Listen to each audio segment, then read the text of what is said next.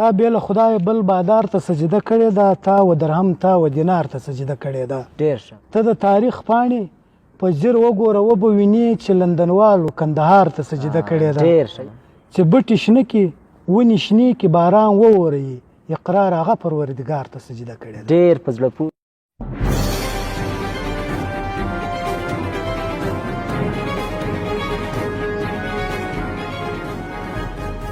السلام علیکم درنو لیدونکو، خدای دې وکړي چې د ښې او بشپړې روغتیا خاوندان به یاست. د ځانګړو ادبي مرکو لړۍ دوام لري او نن مو یو ځل بیا د ځانګړې ادبي مرکې میلمه هغه ځوان شاعر دی چې د ځانګړې ادبي مرکې پیل له همده څخه سوی دی. نن یو ځل بیا تاسو ته مخاطب دی او ګڼې پوښتنې ورڅخه لرو.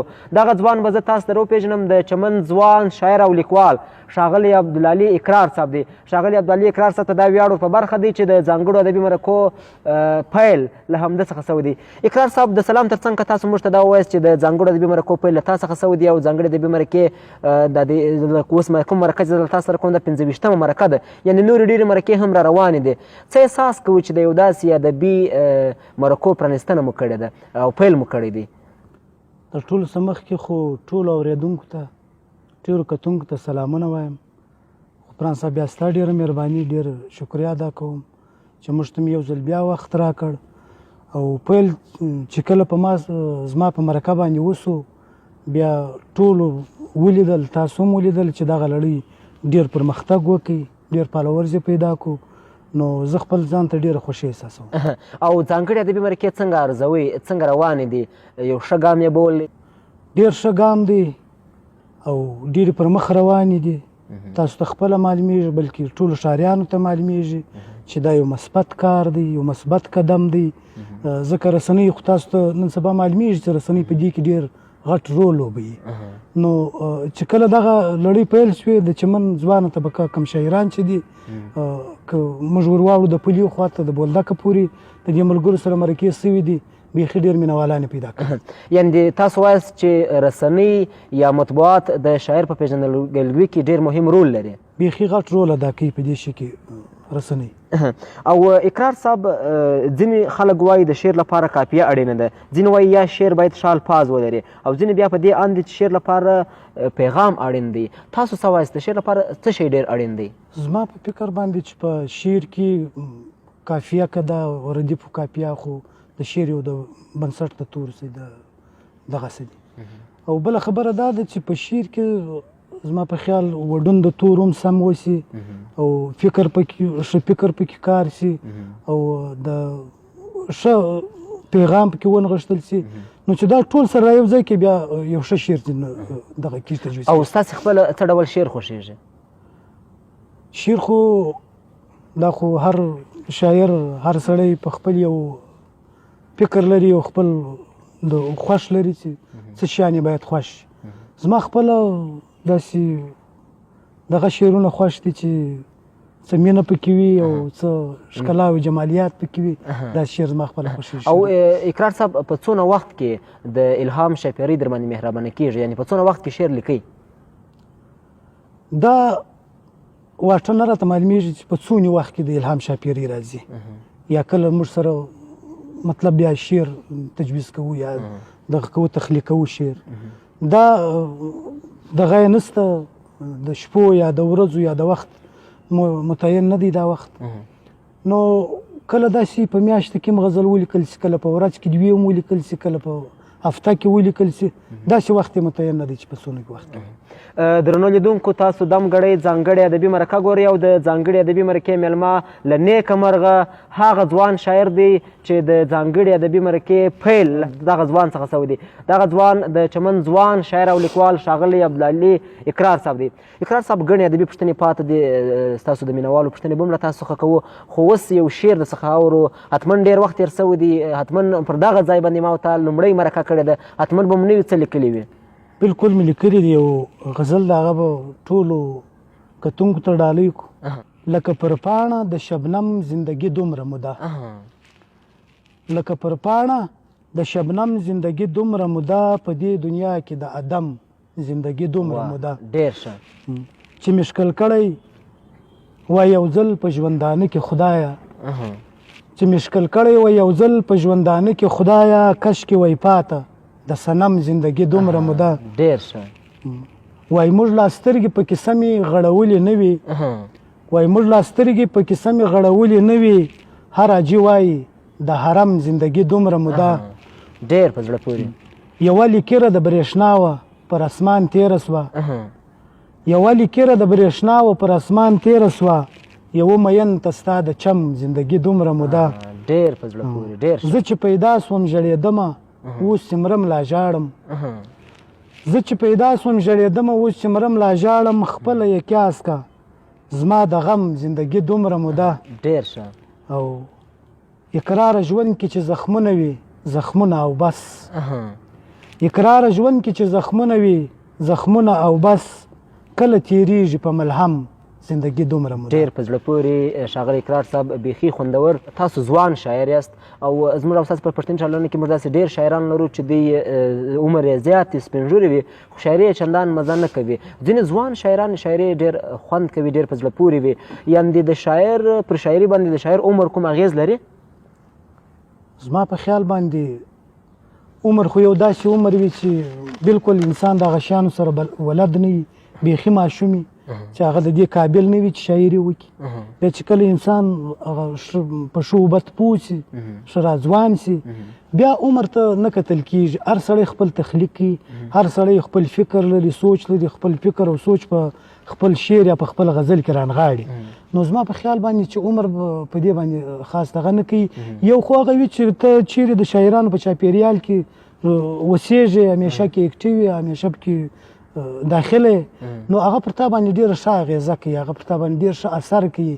بیا ستا شعر د وخت سره چې کله ته د شعر په هر څه پوه سې بیا د وخت په تېرېدو سره لکه څنګه چې ستا عمر پخېږي هماغسې ستا شاعري ورسره پخېږي ستا شعر او په شعر کې دوه څیزونه دوه شیان چې ډېر زیات مهم دي لکه تخیل او فکر تاسو لپاره کوم ډېر مهم دی تخیل که فکر یعنې په شعر کې په دغه دوه کې کوم یو ډېر مهم دی دا د هر شاعر د هر ملګري یو خپل نظر دی دا خپل نظر پر چا به نه تپو زما خپل نظر دا دی چې تخیل باید پکې وکارول شي ځکه هغه ستا خپل تخلیق دی فکر هم که دواړه سره راشي بیا خو بیخي ښه شعر رغول کېږي او ځینې شاعران ځان شعر په زوره راولي خو ځینې وایي چې نه هېڅ کله چې الهام نه راته سوی شعر نسم لیکلی تاسو خپله څنګه یاست شعر په زوره لیکئ که نه الهامیږي یعنې الهام درته کېږي چې تر څو پورې الهام راته سوی نه وي شعر نه لیکم دا زما خپله یو دغه ده ځکه کم شعر باندې چې زور وکړي په زور باندې هغه شعر بیا هر چا ته معلومېږي چې په دې شعر باندې زور سوی دی هغه خوند هغه کیف هغه مزه چې د هغه له لاسه ورکوي نو زما په خیال چې الهام وسي او بیا ولیکل سي هغه شعر بیا ډېر خوندور او تاسو چې کله یوازې سئ یعنې کله وزګار وخت ترلاسه کړئ موسیقي اورئ که کتابونه مطالعه کوئ ولا زه خپله مطالعه کوم کتابونه مطالعه کوم چې کله بیا داسې وخت پیدا سي موسیقي هم اورو د موسیقي سره مینه لرم او په پښتانه سندرغاړو کې مو کوم سندرغاړی ډېر خوښ دی په اوسنیو سندرغاړو کې په اوسنیو سندرغاړو کې مې د جاوید امرخیل او کرن خان ډېر خوښ دی بس د دې سندرې زیاتې او له پخوانیو سره جوړ یې که نه پخوانیو سندرغاړو کې مې داسې که زه شاولي استاد و که مکورۍ صاحب و خو زه په پخوانیو کې ډېر ولد نه یم هغه دغه وخت چې ولو خو دغه ولو په دې کې یعنې تاسو د نوي نسل یو ځوان یاست او د نوي نسل د ځوانو شاعرانو لیکوالانو همداراز د هنرمندانو د سندرغاړو سره بلد یاست موږ د دې سره بلد یو خو ما تا ته ویل چې کرن خان او جاوید امرخیل د دې سندرې زه زیاتې اورم اقرار صاحب ګڼې پوښتنې پاته دي نورې پوښتنې هم درڅخه لرو خو اوس یو ځل بیا څه خواږه درڅخه اورو یو شعر درڅخه اورو لیدونکي او اورېدونکي حتما په تمه دي بالکل ولې نه دغه یو بل نوی غزل دی د مینې زور دی ستا دپاره ډیوه بله ساتم د مینې زور دی ستا دپاره ډیوه بله ساتم بلا دې واخلم تر سهاره ډیوه بله ساتم ډېر ښه خدایه د پوهې دا ډیوه مې دومره لویه کې چې خدایه د پوهې دا ډیوه مې دومره لویه کې چې زه بیا تر کلي او تر ښاره ډیوه بله ساتم ډېر خوندور ډېر ښه د جهل کندې ته دي کله غورځومه زویه د جهل کندې ته دي کله غورځومه زویه په خپلو وینو دوامداره ډیوه بله ساتم ډېر خوندور د مینې زور دی مورې نور در سره څنګه وکم د مینې زور دی مورې نور در سره څنګه وکم زما تر کور ستا تر مزاره ډیوه بله ساتم و استقبال ته مې در ویاستی د اوښکو کاروان و استقبال ته مې در ویاستی د اوښکو کاروان ته چې راځې پر دغه لاره ډیوه بله ساتم. ډېر په زړه پورې اقرار صاحب، ډېر ښه. دغه د باران شپه د خټو کور دی ما هم کړی قسم، د باران شپه د خټو کور دی ما هم کړی قسم، تر څو چې ته راځې اقراره ډیوه بله ساتم. ډېر خوندور. اقرار صاحب تاسو اکثره وخت مسافر یاست، یعنې په خپل ښار کې نه یاست، په خپل کور نه یاست. څنګه په مسافرۍ کې شاعري کوئ که نه، که بوخت یاست زیات؟